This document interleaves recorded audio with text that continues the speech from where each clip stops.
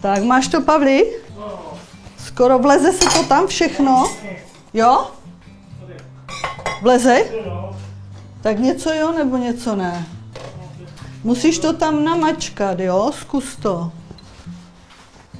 Jo, paráda, máš to tam všechno. Dobrý, tak. Pavlík je velmi šikovnej, velmi společenský, protože on třeba z léta chodil s tatínkem na ten tenis a jezdili hodně na kole a žili jsme v takových různých komunitách.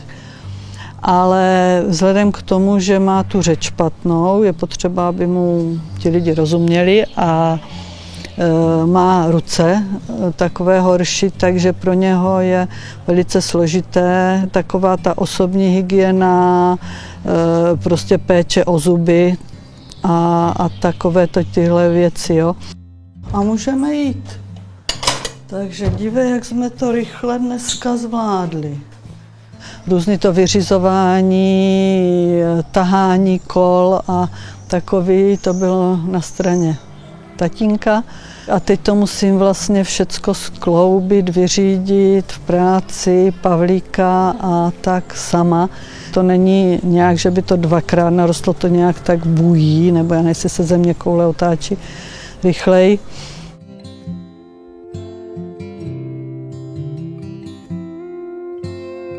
Jsem začala využívat nějakou asistenční službu a potom mám kolem sebe nějaké kamarády, kteří nějakou takovou tu asistenci dobrovolnickou pomáhají.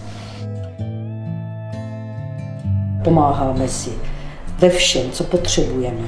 Jsme i dobrý kamarádky, takže si předáváme zkušenosti, co je dobrý a není dobrý, nejenom pro nás, ale i pro kamarády. Že už jsme zase v práci. Tak, tady se toho nelekněte. Takže vážení přátelé, zase já nevím, kolik to bylo, ten měsíc utekl jako voda, scházíme se tu opět. Tady jsme většinou navštívili ta zařízení, takže budeme mít o čem vykládat.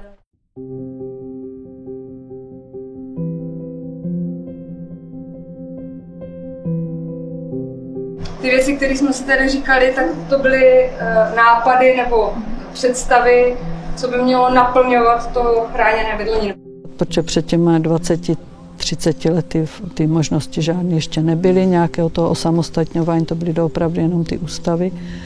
Takže teď už nějaká ta naděje je, v okolí to vzniká, různá ta bydlení, takže snažit se nějak do toho zapojit, nastartovat a prostě na tom začít pracovat. Nechceme to zítra pozítří, ale zase vzhledem k tomu věku někteří to doopravdy už by tu pomoc těch služeb potřebovali. A tady je pořád to, že prostě kde brát a nekrást, jo? Že tady ty služby nemáme a právě proto se tady tak scházíme, aby nějak jsme to aspoň tady postrčili. Pokud to nejde tak udělat, jak to se povedlo Věře s Františkem. Už několik roků předtím, než jako ten byt dostal, tak chtěl bydlet sám.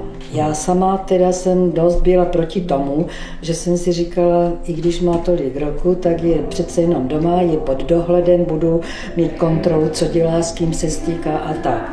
No ale pořád chtěl, tak zkrátka tady ve vesnici jako byly obecní byty, uvolnil se tam byt, takže pod tím skočil, tak jsme ho vzali ten byt, no a tak tam bydlí už teda 3 roky a je teda velice spokojený, že už domů si skoro, ani když ho zvu na oběd, moc nechce.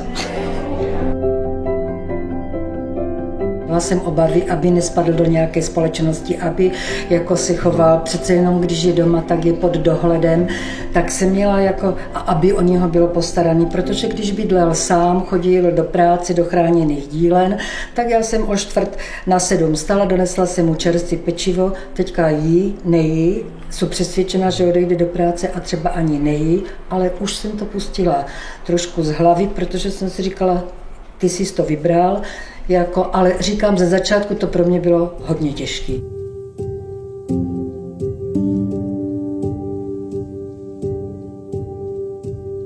Když vlastně tady ten člověk se osamostatní, takže spadne takovej ten kámen ze srdce, že co by, kdyby náhodou se něco, je ten člověk zajištěný.